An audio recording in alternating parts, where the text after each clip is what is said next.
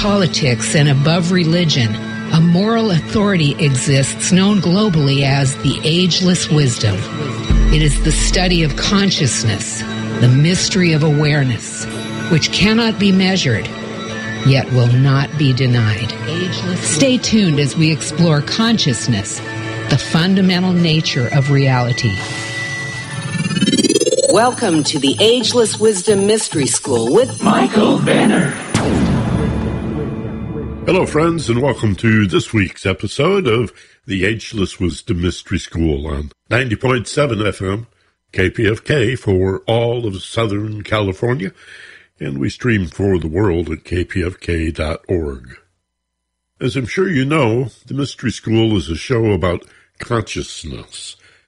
That means it's about awareness, but with expanded awareness or higher consciousness comes a set of elevated values, a heightened awareness of the difference between good and bad, a refined sense of how to aspire to be a better human being, and the rewards that go with that, not only personally, but for the group, for the family, for the community, for our friends, and even our so-called enemies. Everyone benefits from the enhanced ethics that come from expanded awareness. One of the aspects of consciousness we rarely discuss, here or elsewhere, is violence. The human tendency toward hostility, aggression, and even violence, most of which is illegal. I don't know how many people actually really reflect on the fact that, with few exceptions, all violent behavior is illegal. We've pretty much eliminated corporal punishment from schools. Parents who physically abuse their children run the risk of jail time. Though spanking, whatever that means, is still, I guess, somewhat controversial, but you can see the progression. You can see the direction. Men are not allowed to manhandle their wives, or vice versa, for that matter. Although violent behavior is largely a masculine phenomenon, I don't think there's any question about that. If you look at January 6th, the assault on the Capitol, that sedition, there were women involved in that, no question about it. But I think a study of crime statistics makes it pretty clear that criminal violence is a male activity by and large.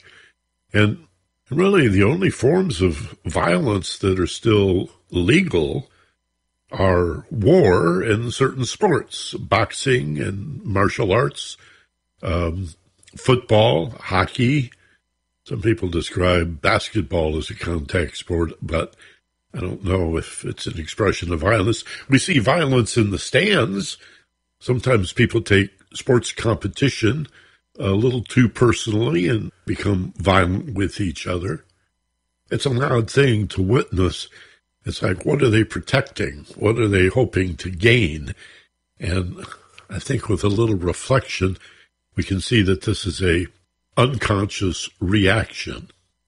I've watched mosh pits go south at rock concerts where it starts out with some friendly shoving back and forth with the excitement of the music and the encouragement of the fans, and then somebody gets pushed in a wrong way or maybe just a little too hard, and they get up swinging as if they're defending themselves, as if their life was on the line. And no, it started out as a celebration, and then something got triggered. Suddenly someone saw red, so to speak, and unconsciously lashed out. Though it's rarely discussed, the vast majority of homicides, something like 85% or more, the victim and the assailant know each other. It's not random street crime. It's the family, it's the neighbor over the back fence that is shooting someone they know. And often they regret it, immediately regret it. And the point of me even bringing this up is that most of us are working out of an assumption that human beings have always been this way, that humans are beasts, ultimately, in our pre-civilized, primitive, ancient times, We were very much like animals, hunter-gatherers who, at the drop of a hat, would lash out and slit someone's throat.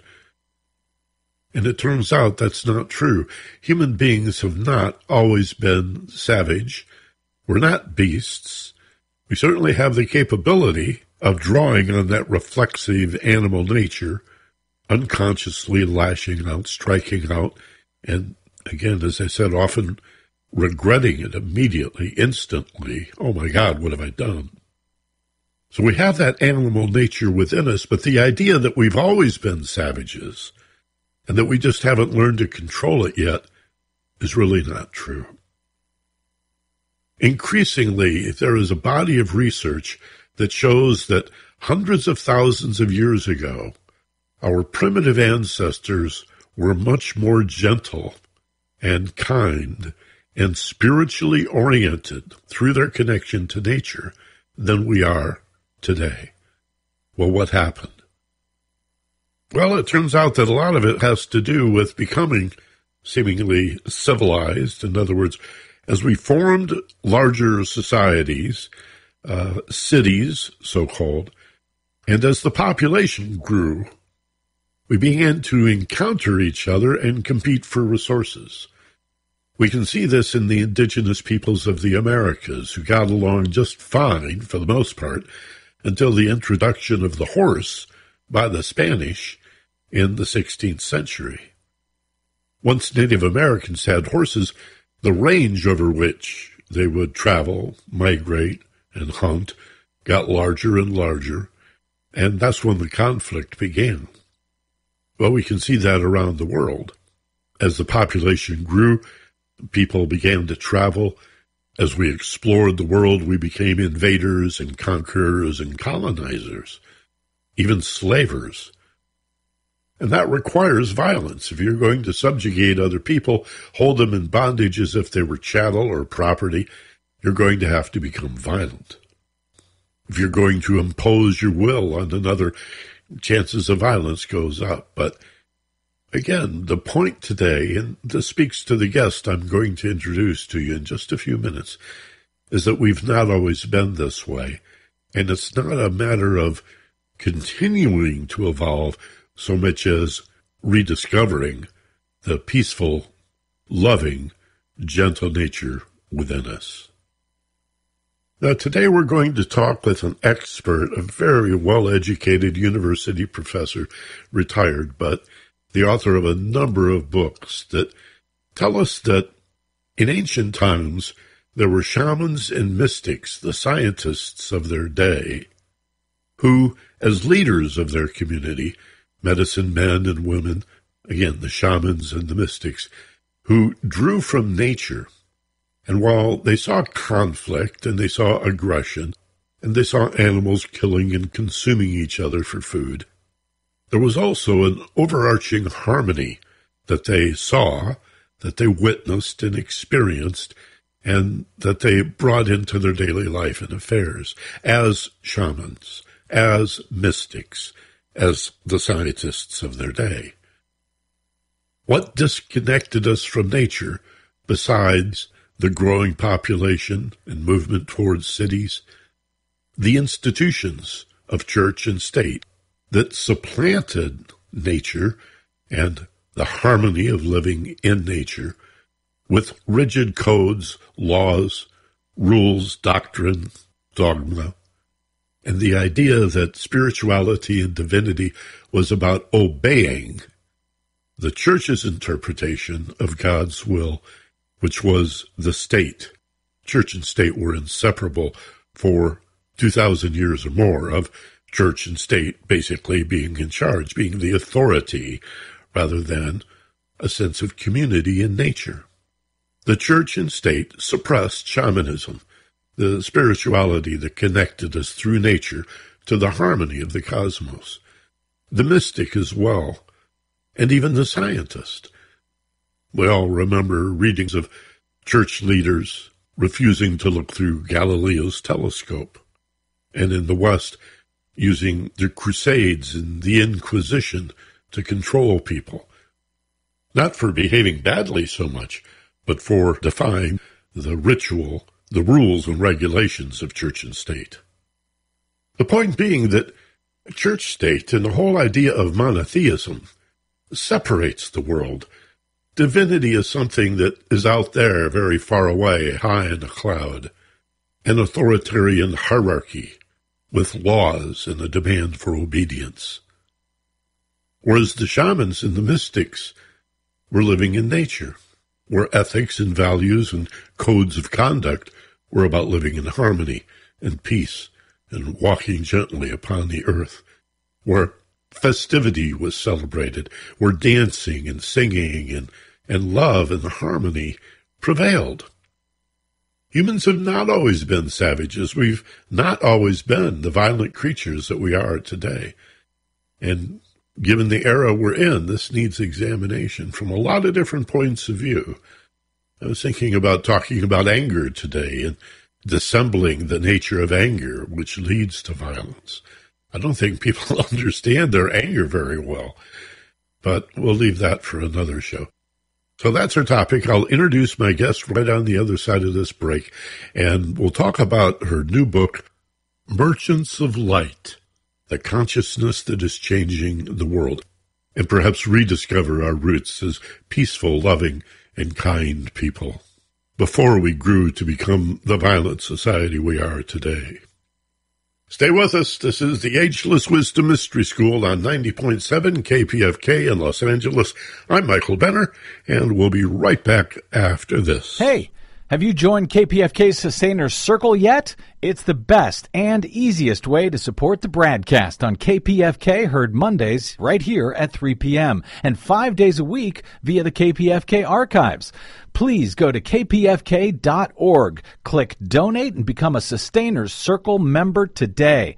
Pledge any amount you like and help me, Brad Friedman of the Bradcast, keep reporting the truth about your elections, your government, your media, and your planet. Right here on KPFK, your only real independent voice on the airwaves in Los Angeles. Please go to kpfk.org and click Donate to join the circle today. You're listening to the Ageless Wisdom Mystery School on 90.7 FM, KPFK in Los Angeles.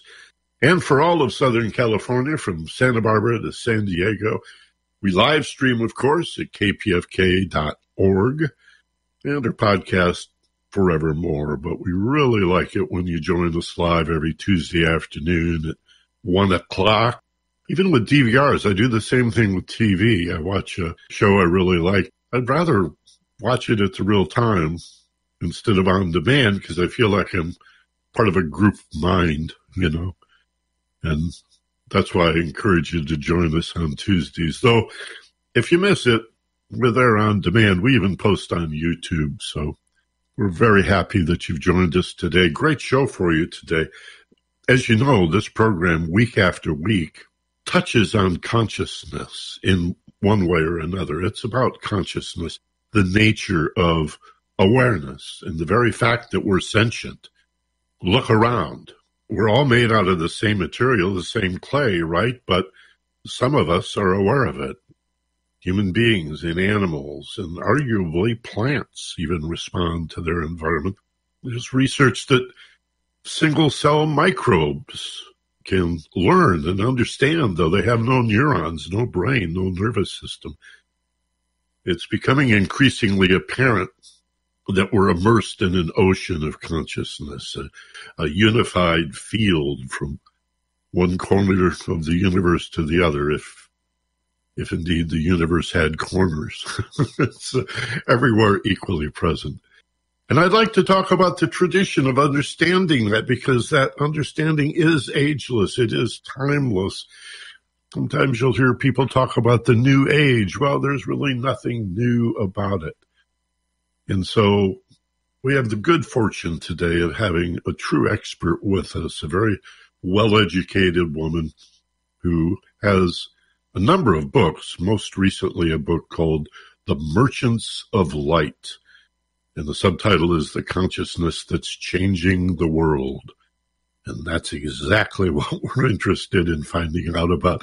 My guest is Dr. Betty Kovacs from Claremont, California. And Betty, good afternoon. Welcome to KPFK. Thank you so much, Michael. Let me ask you right off the top of my head here, how did you get into this field of mysticism and shamanism, your interest in mythology and, I know, Jungian psychology? And what was the appeal as a young woman that took you into this field to cause you to be educated in this area? Well, I think it started when I was a child. My brother and I lived in the country, and we were always playing out in nature and wondering, how come all this, we used to say, how come all this anyhow? And so we had questions about everything. And of course, because we were young, we weren't disturbed by much. We played and played, but we used to even play a game of what if there wasn't a world? But we'd say, what if there wasn't a world? And then blink our eyes and just keep saying it and saying it. And I think we could get to a split second, and when we felt like there was nothing, and then the whole world came back in on us. And I thought later when I did read about those things that the root aspect of being is in nothingness, and in non-being. So I think as a kid, as I grew older and I went to church, my parents did not belong to a church, but they were very open and free. And my brother and I always found a church to go to where there were lots of kids and had programs for kids. But I would hear stories, and I heard the story of Jesus, and a very ethical, honest, loving person who cared for other people in the world. That made a great impression on me. But as I grew older, I couldn't accept the doctrines of the church. And I thought, how do I know what they're telling me is true? I had to know it. And that was a fascination with Carl Jung later in my life, was that he said there are those who cannot believe a thing. They have to know it. So how do we know a thing? We know it because we have our own inner experience of it. And I think we were talking earlier about so many people long for meaning and for experience. And I think that that's why many are saying, I'm spiritual, but I'm not religious, because they're saying, I want direct experience, and I do not accept the doctrines of the church, which were formed by men out of their rational minds and not out of their deep spiritual experience. So I think from the beginning, I just wanted to know, to experience for myself. I think that's a great way of saying it. I've often toyed in my mind with the words belief, knowledge, and understanding. They almost seem to be steps of evolution where we believe, which is, I think, largely an emotional type of faith, if we can call it that, based on how we feel in our body emotionally. And then knowledge suggests a mental study, but you're talking about an experience, the knowledge of experience, and then understanding sort of trumps both of those things. Don't you think there's a wisdom, a level of understanding? Yes, I think that at first we long, and then we believe what seems possible to us.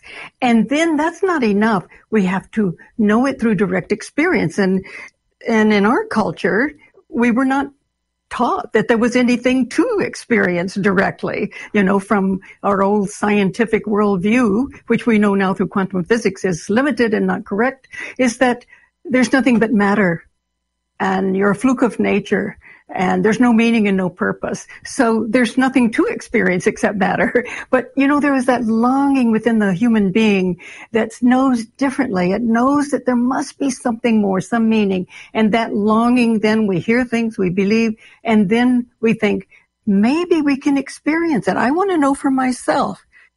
But as you say, the knowledge, we experience it and we know.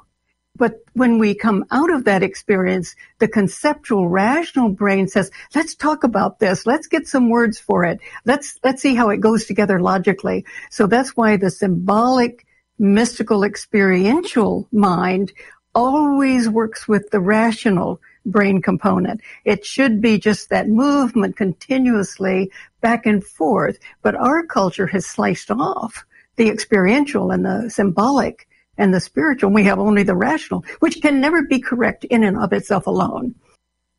I think we have an impression, certainly speaking for myself, I've always presumed that primitive man was savage. And I mean men and women, but men more so, of course. Beasts, like animals. And when people behave badly in modern times, I think we presume that it's a throwback to pre-Neolithic hunter-gatherers plundering the land. And then I read information, research from anthropologists and archaeologists that says, no, not really. We have graves that are 150,000 years old with flowers laid on them. Mm-hmm. And I'm wondering, what has your study revealed to you about our ancient, truly ancient, so-called primitive prehistoric ancestors? Were they savages, or were we kinder and gentler than we may imagine? Well, from 200,000 BCE, we had everything that we have today. Now, it's a question of why it took so long, maybe 40,000 BCE, for us to express our ability to experience and create art and have spiritual experiences and create communities. But that was a question that I had. I wondered, what did my ancestors experience? And so I began teaching mythology. And this was in the 60s. I had wonderful students. We studied the mythologies of the world, and we knew we were looking at spiritual traditions of other people. And we began to see, as one does when we study mythology, that there are patterns. There are universal patterns. We're experiencing these. And so after I retired and after the deaths in my family, I started doing some serious research about our ancestors. And by 40,000, maybe 60, 65,000, we see that, no, this was a Western description of who we had been, but we did not know. We had just assumed anything before us was savage. It had been a problem with us in the West. But no, for example, let's take our ancestors. They say they've been around 65,000 BCE in Africa, in the Kalahari Desert, the San Bushmen. And they know, and this was so delightful to discover, they live so totally in nature without real possessions, but they have such a delightful, joyful way of being in the world.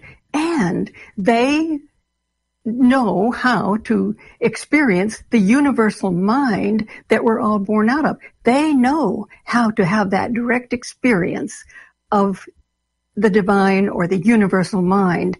And their particular technique is dancing together with bells and jingles and dancing for hours and hours until they say that energy begins to boil up through the crown chakra and they are in contact with spirit. And they have art all over the rock art, which is a depiction of what they learn in this spirit dimension or universal consciousness. And what I loved about them is that when someone who worked with them told them about how in the East people would sit alone and meditate in order to trigger that vaster consciousness that we are born out of, that they said, alone? Oh, how sad, because they dance together, touch each other, and they can even, this energy that they have, they can form it into little arrows or needles and throw it at someone. And so that kind of ignites that. I mean, it can hurt because it ignites something more powerful in the form of consciousness in them. So I was delighted to find out that they say, we've been doing this since, for 65,000 years. Archaeologists would put them later than our cave cultures, but they could well have been earlier and influenced the cave cultures. We don't know that yet. But in the cave cultures, I was 40,000 BCE. I realized that also these ancestors knew how to be in touch and experience spirit. And when they did, they painted those walls in order to allow those images to come through from the other world, was their way. They danced. We also know that they probably used sacred medicine as well. So here are these early ancestors, and there are groups of them all around the world that still remain, because around 40,000 BCE, shamanism developed all around the world. That is, even though we had what we needed from 200,000 BCE, what we know is that around 40,000 all around the world, we figured out how to trigger the experience of direct consciousness. Or to say it another way, we discovered what the trigger was to actually experience the spiritual state that we are all born out of and live in. One of the most intriguing parts of your book, Merchants of Light, is your hyphenation of 3 words into one: shaman, mystic, scientist. Yes. And Betty, when I saw that, I sat up straight, because, I have this whole life experience of spirituality opposing science, or vice versa. Yes. And you're saying, no, the mystics are the scientists, and the shamans are mystics and scientists. And you've hyphenated this into one word: shaman, mystic, scientist. Explain that, would you please? Yes, and that is so important. It's in the West that we've separated everything because we didn't have the experience of reality. But the shamans worked with nature. For our ancestors, the most important thing in the world was to know the laws of nature and our own nature, and create with them, co-create with nature. And so they learned how to trigger this experience of this vast consciousness that we're born out of. And they realized that there's a trigger, in us, that we have to reduce that consciousness. Otherwise, you and I couldn't have this conversation. I couldn't go to the grocery store. So we have an ordinary consciousness that allows us to live in daily time and space. But they realized, there's a trigger that we can open that valve and allow it all to flow through. So people around the world figured out different techniques to just release that trigger and the valve. And the interesting thing is that, of course, once you experience this vastness, we have a conscious, rational brain component. It wants to understand it rationally. So those who experienced it very much worked to understand it rationally. And they had a deep intuition as well. For instance, in the megalithic culture, when we see these huge stones, and we finally allowed ourselves to know that these were built in harmony with the laws of nature, with the solstices and the equinoxes, that they knew the rhythms of the universe. So there is even some evidence at Napa Playa very early on that they even knew the distances between these planets. They were scientists, and a lot of that evidence is lost. But we have in the megalithic structures that still exist, we know that they knew when the equinox came, when the solstice came, and they knew the precession of the equinoxes. That's something we didn't learn for a long time. So I think it's just absolutely natural that when we experience something, we want to explain it rationally, and that's the science. So they always saw it as connected. Now, sometimes they didn't have enough time to actually work out scientific understandings of what they had experienced. But for instance, in Egypt, that was an incredibly advanced scientific culture that also had very high visionaries. They knew how to experience those states. And I think when we really begin to understand Egypt, we will see that laid out in their structures was a complete science. Tragically, much of this ancient knowledge was in the library at Alexandria, which the Romans sacked on 2 occasions. They burned that library to the ground. And I think that's just the tip of the iceberg. What immediately comes up for me when I think of hyphenating shaman, mystic, scientist is the opposition of church and state, of the institutions of government and organized religion. And they oppose each of those. The church has been threatened by the mystic, by the shaman, and by the scientist. Yes. Refusing to even look through Galileo's telescope. They didn't want to know. So let's talk a little bit about the deliberate and purposeful suppression of the shaman-mystic scientist by the church state.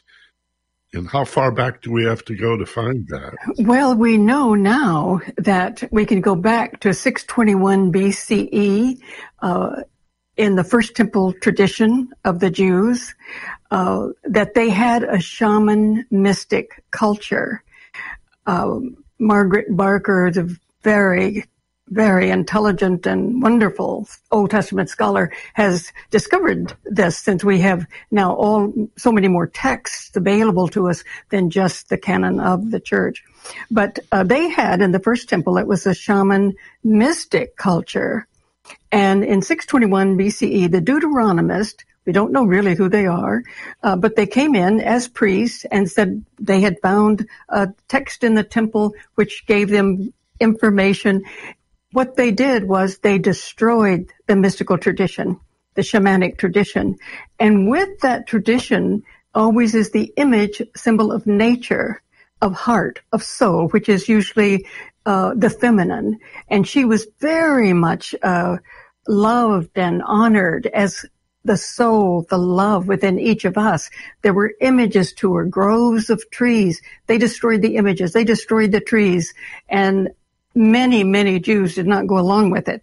The Essenes, probably at the Dead Sea later, were those who wouldn't go along with it. The Essenes all over the Palestinian area did not go along with that. And then there were Therapeutae in Egypt. And then the Allegorists and Philo-Judaeus. All of those traditions were outside of the Second Temple because they are mystical traditions. So we can begin in the West, we know, when there was a direct effort to destroy our ability to experience who we are. Therefore, they can control us, have power over us. And so that was the first time. Then the Jews attempted to give a rebirth to this mystical tradition in the Jewish Jesus tradition. And of course, we know what happened to that is that there were many people who were non-Jews who were very taken with this teaching. But even in early Christianity, and it moved away from the Jewish tradition, but in the early tradition of Christianity, Jesus taught what is called the hidden tradition. It was a mystical tradition. And that's, we don't know from the text that the church kept. We know what kind of man Jesus was. But in the Nag Hammadi text, Jesus says, I did not come to heal you. I did not come to save you. I came to remind you of who you are. And of course, that was the whole thing to try. He even taught the round dance as a technique for entering into that consciousness. But when the church came along, they inverted the myth, the Jesus myth, from the mystic who taught that tradition to someone who is a God who has already achieved cosmic consciousness, Christ consciousness, that you should follow. Not you, you're not that. He is, and you should follow him, and I will tell you what his teachings are. So once again, it was the takeover of the shamanic tradition. The church kept none of the techniques of how to trigger that direct experience of who we are. In the Nag Hammadi text, it's very clear, do not follow the Christ. You are to become the Christ. There's that great book, medieval mystic Thomas à Kempis, who wrote Imitation of the Christ. Uh-huh.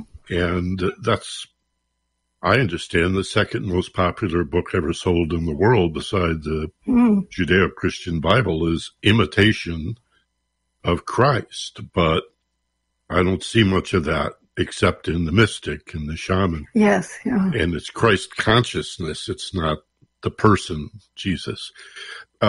This brings up the tree of life. And when we talk about Jewish mysticism, I think of the tree and the Sephiroth and the renaissance of that in the rediscovery, really, of the tree and tarot in the Renaissance era in Europe, but it really goes back to these ancient Jews before the time of Moses, really.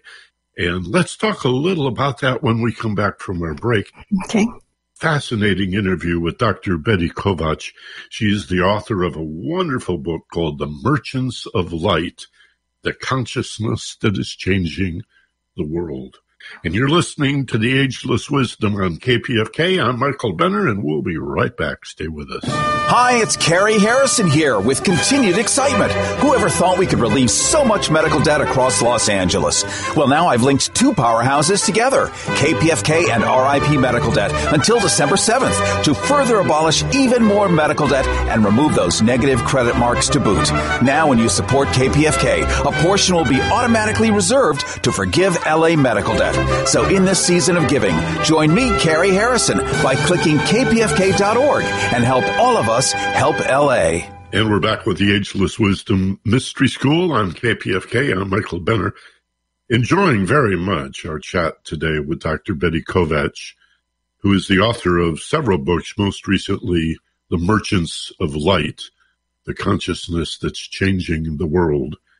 And we were talking about ancient Jewish mysticism before Moses, and there is the Kabbalah and the Zohar, and in Jewish tradition, like any other religion, it fragments into the Orthodox and the traditional and the Reformed. But I think what most people know about the Tree of Life came from a rediscovery of Jewish mysticism in the Renaissance era in Europe. And the tree is such an important symbol all around the world. It seems to have popped up as an archetype in every culture. Can you tell us a little about the Tree of Life as a symbol, Betty? Yes, that's very, very important symbol. And I would say about the Kabbalists that I think that they actually originated in those Jews who didn't go along with the Deuteronomists or the First Temple. And they spread out throughout the Middle East. And many of the Jews went to Egypt and took the scriptures with them that the Deuteronomists threw out. And then later, during the exile, I think that there were priests and rabbis who continued that study. And later it appears as a Zohar in Europe. So I think that is that ancient shamanic tradition as it has developed. But back to the tree. In the time even before the Hebrews and the Christians, in 2500 BCE, we look at the Sumerian understanding of the tree of life. This is all around the world. And the Deuteronomists inverted it and made it a very negative thing. Let's look at the original tree of life.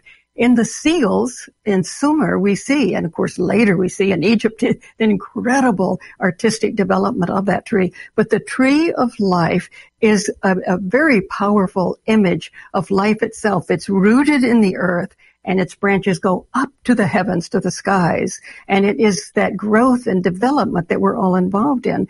But it also, the fruit on that tree was symbolic of the mystical experience. Eat of the tree, and you will know.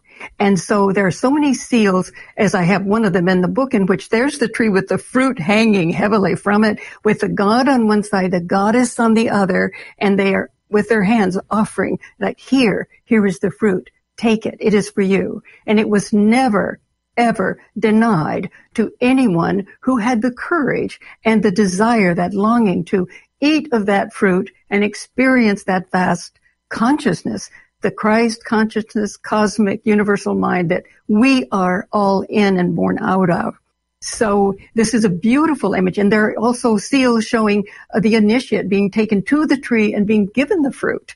So this is what the tree of life, once we eat of that symbol of life, we know the larger dimensions of the life that we are part of. Well, the Deuteronomists changed that in a very, very negative way. God in the Garden of Eden tells Adam and Eve, eat of whatever tree you want to, but do you see that tree right there? The tree of good and evil. You must not, you cannot, you may not eat of that tree. And of course, any parent knows if you do that, it's going to be eaten from. And so they do. The serpent tells Eve, look, this is not true. God had said, if you eat of that tree, you will die. Well, of course, it's the opposite, because when you eat of the tree, you know you're immortal, that you're divine, and that you're creative. This is the great gift. Our ancestors did everything to try to get to us in symbolic ways, and dance and architecture. This was their profound message. You eat that fruit, you have that direct experience, and you know you're not going to die. You know you're immortal, and you know we're all divine, and we are creative. We co-create with the universe. But that was destroyed, and God, when he saw that they had eaten, he threw them out of God, and they were flawed, punished, original sin. And this is a terrible thing, because we still have today, among the technocrats among us, the belief that the human being is flawed, and we must fix it. We must transhumanize it with artificial intelligence, because they don't know that we can experience the cosmos without any technology. It's interesting to watch church and state play with archetypes and symbols and reverse them and degrade them, like the snake. Oh, the snake. Yeah, the Ouroboros and the lemniscate are such great examples of the snake representing spirituality and rebirth. This is an animal that sheds its skin, yes, survives. And so it's the Kundalini, it's the life force, it's the Chi, it's the Holy Spirit, my God. And now we're told, no, this is a bad thing.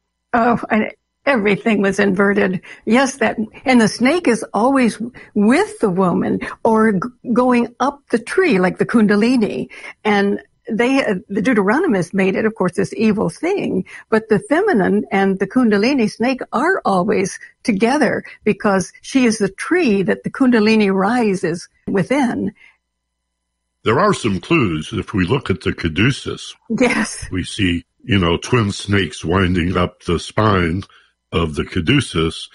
And we know in ancient Hermetic times in Old Egypt, snakes were released in hospitals. The floor would be covered with these snakes for their healing powers, so-called, because they represented the life force. Well, I had a good friend of mine was the Maria Gambutas, who was the archaeologist who discovered a whole different culture in old Europe. And she was from Lithuania. And she loved the snakes. I mean, they had a completely different attitude toward. They kept the knowledge of the original meaning of snake. And when she was ill in the last years, old women would come with snakes. She said, bring it all, whatever will be healing. She was open to it, but she had such a different attitude toward the snake. I have this image that's come to mind in meditation of a giant reaching out and grabbing a tree by the trunk and pulling it out of the ground, shaking off the dirt.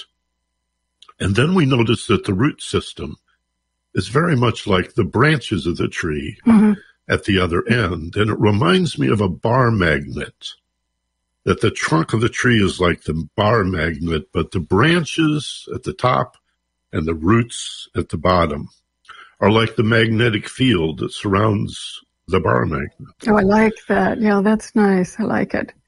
But if we think of electromagnetism and polarity of the north and the south, which could correspond to spirit and matter, no one ever suggests that one end of the bar magnet is the good end and the other end of the bar magnet is the bad end. Even though we may call it positive and negative, the negative end of electromagnetism is not the bad end. No. And yet, isn't that what the church and the state has done with its totally bifurcation and its binary thinking? And totally misunderstanding it. Indeed, so that if it's not spiritual, if it's material, like sex and dancing and feasting or enjoying life, that's a bad thing. That's carnal, because it's the opposite of spirit and the positive end of things. This is one of the saddest things about some religions, and certainly the Roman Church is one of them, is that the mystic knows that matter is spirit. And now quantum physics also knows that. And the body is a sacred temple of spirit in matter. What a wonderful game to play. And sexuality, sensuality, the body, all life. I mean, and feasting and dancing. These are all wonderful ways of being in nature and expressing the ecstasy of it, or just the ordinariness of it. And that was rejected by the church fathers. They didn't have the experience of the wholeness of life. And of course, they were patriarchs. So the feminine was put into that negative zone. And that was the earthly, the matter, the body. She gives birth. She takes the body back into her as the earth when we die. They couldn't accept those realities. And they were seen as evil. But yes, you said it so well. They separated the wholeness of reality and made one part bad, one part good. And of course, they never are going to experience reality in that way. I think that's one reason I really love the Tao symbol of the light and the dark, the masculine and the feminine, because it's such a rich symbol. I mean, it's enclosed in a circle, so we get the wholeness of it. Each side contains a dot of the opposite, so we know it's not exclusive or binary. And then there's this beautiful sine wave that rolls through the center of it, separating the polarities and yet suggesting there is an in-breath and an out-breath and an ebb and a flow to things. And all of this is pulled from nature. Yes, and one can't exist without the other. When I was beginning my search, you might say, I had a very powerful dream in which I saw the yin, yang, and the circle, except that they were expressed by this beautiful male body with his back just circling around the inside edge of the circle, and the female hers. But then what was happening, because we live in what we call a masculine society, we've only developed the conceptual mind and split off the symbolic as nonsense. But here was the masculine in my dream who was giving birth to the feminine and allowing her to go out through the birth canal into matter. So I thought that was a beautiful dream and I drew it, I painted it. It was so important because finally the masculine in me, as in my culture, was honoring that feminine, the experiential, the symbolic, the mythic, the fairy tale, the soul, the love, the birthing and deathing of part of us. And he was helping to give her birth, which was so important that we work together. It's the bringing these dimensions together. Let's talk a little about myth. And I know you've studied and taught at the university level fairy tales. Yes. I find this charming. Tell us about the mythology of fairy tales. Yes. Well, first of all, it's important to know that these are not made up with the rational mind. You know, someone doesn't sit down and construct it rationally. They're dreamlike. And there is honor Carl Jung in this knowledge. There is an organizing principle within the human being, within the symbolic brain, that organizes the structure of the myth and of the fairy tales. And, you know, they're all around the world and they're similar. They have similar structures, but that's because that organizing principle creates the dream, creates the fairy tale and the myth. Now, we may add things to it or take it away, especially within myth. We usually have history and biography and some of the science of the day, but the core, the mythic core, is always birthed out of that organizing principle within us. And that's why when we see an inverted story, like that dreadful story from the Deuteronomist, an inversion of the truth, we know immediately it's fraudulent. Because the organizing principle is evolutionary. It's for our growth and development. It's never going to give us a corrupted image like the Deuteronomist did, that we're flawed, we're no good, you're exiled, when you're dead, to dust. And so, no, this is fraudulent. That organizing principle is the life principle. We come into being, and yes, we go out of being and then come back into being, but we're immortal, divine, creative, and this principle within us is the evolutionary principle to help us to grow, develop, love, relate. You know, just last week, we had the pleasure of interviewing the Disney star Haley Mills, who we all remember from Pollyanna and The Parent Trap. And we talked at length about Disney magic and wishing on a star and dreams come true. And if we all believe that Tinkerbell can survive, then the children in Peter Pan will be able to fly. And Betty, I remember sitting in the theater as a child, and when those kids began to fly, my heart just flew with them. It was just... That's wonderful. As if I were remembering what it was like as spirit to fly. And I don't think many of us appreciate the richness of these fairy tales. I mean, Disney didn't invent these stories. These are no. These are old stories. Pinocchio was 100 years old or more before Disney ever decided to make it into a cartoon.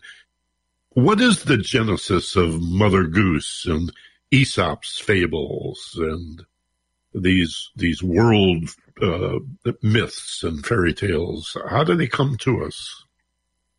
Well, the myths and fairy tales are much closer to that psychic organizing principle. The fairy tale I found in teaching it was much closer to that organized form.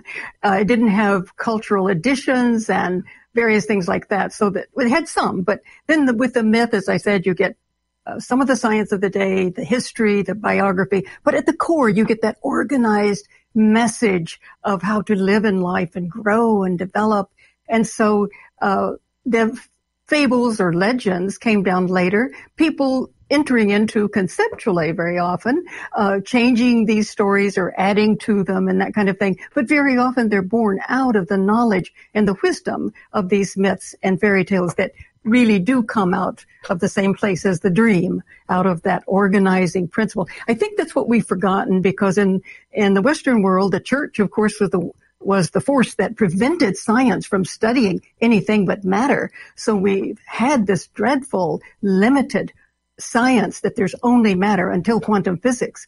So we've had such a limited view of ourselves that we haven't realized all of these pieces of knowledge that have been left for us to discover that we have within us that creator, that creating these stories, and we can change them in the way that seems. But the interesting thing is, and you were getting at that, is that we are limited by what we can believe, but what we think is probably possible. And as a kid, it's like, it's all possible. And my husband had after our son died, he had one of the visions he had with our son was that they were looking out over the ocean and the horizon was there. It was just infinite space. And Pishti, our son, said to his dad, "Dad, even that is not the limit." And I, at that time, had not come to the point I am now. What did I do? I started thinking of limit after limit after limit. I thought, well, that couldn't happen. This couldn't happen. But not my husband. I mean, anything can happen, kind of attitude. I came to realize my attitude is what limited me, that I couldn't accept the limitlessness. Well, that's what the mind does. If I say to you even now, Betty, do not think of a purple elephant, I know what's going to pop into your mind. Yeah, right. That's the problem with saying don't forget, and then all you hear is forget. If I may, what is your favorite fairy tale for its richness, its depth, and its meaning? There's so many. Which one did you most love to teach? Well, I love the Russian fairy tales because many of them were still intact and had a lot of detail. But I also liked the ones we grew up with, Hansel and Gretel. I mean, when you get the actual tale of, here's the clearing, that's our conscious mind. Here's the forest, we don't know what's in it, and you enter into it. And for instance, in the Holy Grail, the search for the Grail and the Arthurian legends, at their core is this search for the Grail, which is Christ consciousness. And all of those knights go out into the forest not knowing where the heck they're going, but everything they meet is a way to bring about an enlightenment, a learning. So I loved the culmination, you might say, in the West with this great legend, which was the rebirth of these ancient shamanic traditions during the High Middle Ages. Here again, the feminine rose again, and her ability to love and to create. And men had to learn how to, that is, we all had to learn how to relate to life, soul, love, the body, matter again. But I love them all, really. And they're so detailed. We could spend several class sessions on one, and so amazed to realize the depth of knowledge in it. We think we're looking at one character, let's say a woman and three sisters, and we begin to realize those three sisters are aspects of her personality and how she's bringing it. It was a wonderful, I love teaching all of them. I still remember the day that watching The Wizard of Oz, it occurred to me, and this was not that long ago, maybe 15, 20 years ago, so I was an adult and had seen The Wizard of Oz countless times. And suddenly, oh my God, the straw man is Dorothy's mind, and the Tin Man is Dorothy's heart, and the Cowardly Lion is her body, and these are aspects of her personality, and they're all off to face the challenge of fear so that they may be redeemed and brought home again. Yeah, the theme, always the theme. Yes. Yeah, only now do I see L. Frank Baum as a mystic. And if we go back and revisit a lot of these fairy tales, when I was researching my book, I was amazed to find the sword and the stone from the Arthurian legends to be what seemed to me a reference to alchemy, to the philosopher's sword being the wisdom and the stone being the crystallization into form. And so the test of pulling the sword from the stone was not a feat of strength, but of character and of heart as well as mind. Yes, and what is so important, I think, for today is that these stories that focus our attention on who we are and what we can become, you know, the integrity, the honesty, the ability to love and to give and to receive, the focus on becoming who we can be in all of these stories. That's the focus, our own inner evolution. We need that in every age. And we can focus on our dreams, you know, because our dreams can guide us too, in the same way as a fairy tale. Well, every fairy tale has an ending, and I'm afraid this program has come to its ending. And there's so much more that I'd love to chat with you about. Yet, let me be sure before we close that people find out how to get a hold of you. Again, your book is Merchants of Light, the consciousness that is changing the world. And I presume they can get that wherever wonderful books are sold. Anywhere. But how can people find out more about you? Well, they can go to my website, which is Kamlak, KAMLAK.com. And they can even buy books there if they want to. Although they can get them anywhere, as you said, where books or ebooks are sold, but they can buy them through Kamlak. And if they want to sign up for a newsletter, then they will be sent a chapter of Merchants of Light, and also a knowledge of what we're doing and that sort of thing. And I'd like to mention that your name Kovacs is spelled as if it were Kovacs, Kovacs, but it's pronounced Kovacs. So that'll help people Google you. And you have lots of YouTubes. Lots of people have, like me, wished to speak to you more and interview you. And I just want to thank you on behalf of all of us, my audience and everyone who loves mysticism and truth and love and fairy tales and happy endings for the wonderful work that you have done and are doing and will continue to do. And I'd love to have you back in the future on KPFK. I'd love it. I would love it, Michael. We'll do it. Good. It's been a joy. Betty Kovacs, the author of Merchants of Light, our guest today on the Mystery School. Hey, thanks for being with us. Join us every Tuesday at 1 o'clock. You'll find our webpage at theagelesswisdom.com. And the THE is part of it, theagelesswisdom.com. And again, every Tuesday at 1 o'clock on 90.7 KPFK. We'd love to have you join us live and be part of the group of mine. As always, be gentle, love life, and take care of each other. From Los Angeles, this is Michael Benner on KPFK.